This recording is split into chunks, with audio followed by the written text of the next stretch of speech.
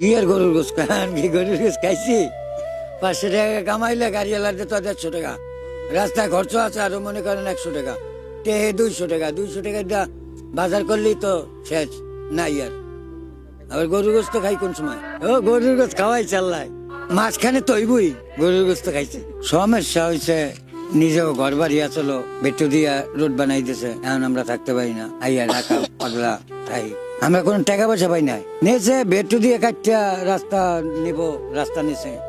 আমরা কি আগো লাগে কিছু করতে পারবো দিই না কিছু কই না রাস্তা উঠে লয়ে গেছে আমরা আর কি কম আগো লাগে পারি না বেকু দিয়া মারি কেটটা ঘর ভেঙে লাইছে বেকু দিয়া আর বেকু ছাড়া কাটা যায় 300 400 200 আবার 500 হয় চালাই আল্লাহ চালায় আল্লাহ চালায় আমি চালি আল্লাহ আমার কষ্ট হয় না কষ্ট হইলে কি করবো কষ্ট আনতো মান্য নিতে হইব পেট যখন আল্লাহ দিয়েছে কাম করতেই হইব